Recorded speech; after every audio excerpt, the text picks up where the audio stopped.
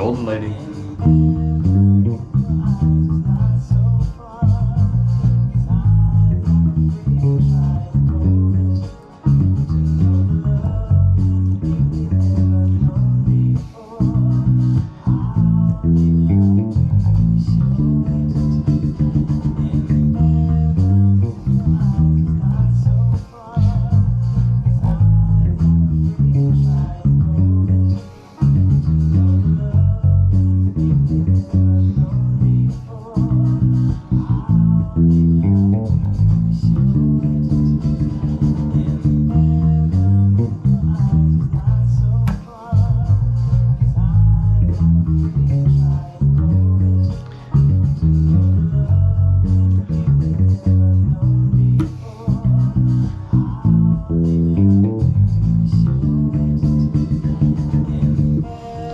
Golden Lady, Stevie Wonder. That's the pre-chorus. Let's dig into it. There's a lot of cool stuff in here. I think that what's kind of neat about this is that we can compare things vertically. A lot of times within music, there's motifs, and we want to be able to identify them. And a lot of times those motifs actually show up within the same spaces and phrases. And so in a situation like this, where we know we're kind of working with 4-bar phrases or 2 4-bar phrases, it's really handy to have them stacked like this. So what we will kind of want to do is compare our beats. Beat 1 in measures 1 and 5, both eighth notes. Beat 2, we have dotted 8th 16ths. It's just tied here to E and A of beat 3 versus 3 E and of beat 3. Here we kind of have like the components for a dotted 8th 16th, but we're playing on the and. Beat 1 of measure 2 and measure 6, eighth notes, dotted 8th 16th. Here it's simplified, eighth notes versus 3 E and. Eighth rest, it's simplified again. 4 and A of 4 here, so very similar. Here is pretty different. There again, we have all the components that we need to kind of like represent this measure here, or this beat here. Measure 7, beat 1, dotted 8th 16th tied to an eighth note, and then an eighth note.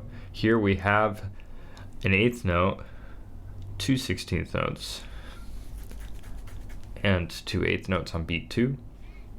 This is kind of different. This is pretty different here. There again, this is like simplified version of this, and then it kind of balances out in the sense that this is a more extravagant version of this, 3 E and A versus 3 E and. There again, a little bit more space here, eighth note, eighth rest, those are the differences. Then the 2 16ths on the end of the measure. And then here again, we have our eighth notes on the downbeat, strong beat, beat 1, and then this is a pretty big exception as we're pushing into the chorus. The big thing that stands out as different here throughout the whole thing is that you get this kind of rhythm. 1 E and A, 2 E and A, 3 E and A, 4. That's a pretty big departure. It feels like we're ramping up into something. There's like rhythmic tension that's being built up. So that's kind of handy, being able to look at our rhythms vertically.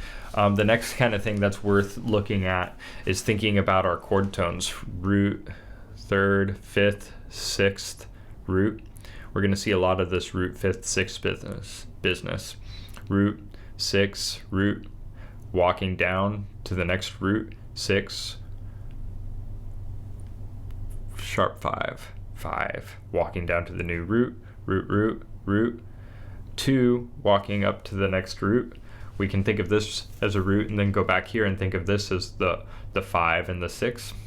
5, root, 5, 6, root, 6, 5, root, approaching the new root, walking down to the new root, 5, 7, root, 5, 7, walking up to root, and then root, 3, root. There again, if we kind of backtrack, we can think of this as the 5 and the 7 of the new root, which is kind of the same tactic that we took of analysis up here in measure 4, thinking 5 and 6 in root. So yeah, a lot of pretty constant intervals. I think the thing that's kind of handy about the whole root 5-6 business is that even when you're in a minor chord, you can play a similar bass figure over the top of it. And because the Dorian sound, the minor chord with a major 6, is so ingrained inside of the pop culture, nobody really bats an eye at it. So it's a really flexible set of intervals for a bass line. Yeah, that's the gist of it. We kind of covered the harmony and the rhythm. I guess the harmony, the other thing to point out is that we're moving from a 1 chord to the 5 down to the 4. So it's like down 4, down 2. These are both classic weak progressions. They don't sound as strong as their opposites of moving up 4, up 4. Those are really strong progressions. So there again, we're on the 4, then a flat 7, then the minor 3. So we're kind of like tonicizing E flat minor here by planing all of these major chords in a row. This is really classic, taking a chord, turning it into a minor chord in order to push into a new key. So now our G flat becomes F sharp minor, pushing up to B. We're hearing like a 2 and 5 setup, a half step up from E, or E flat into E, 2 of E, 5 of E. Then we're pushing down. This is setting up kind of like a new 2-5, A minor, D. This would be going to G. There again, kind of like a half step up from where we were. But we'll save the chorus for another day. Here's the last thing I'd like to share, is just like where on the instrument we can play this, because this E flat figure could be played here on the 1st fret. It's pretty awkward to make that transition to 6. Possible, but not as smooth.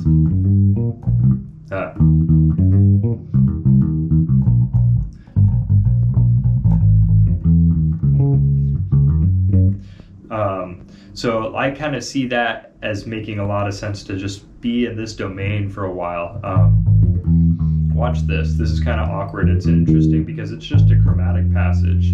F, E, E flat.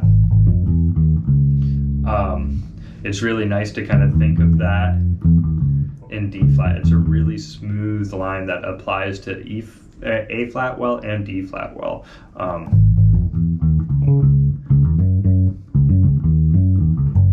Okay, now here we're kind of pushing into F sharp.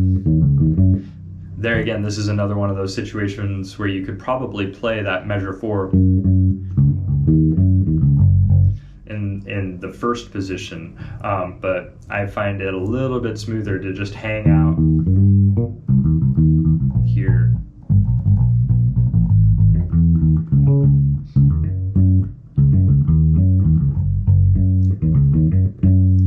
B.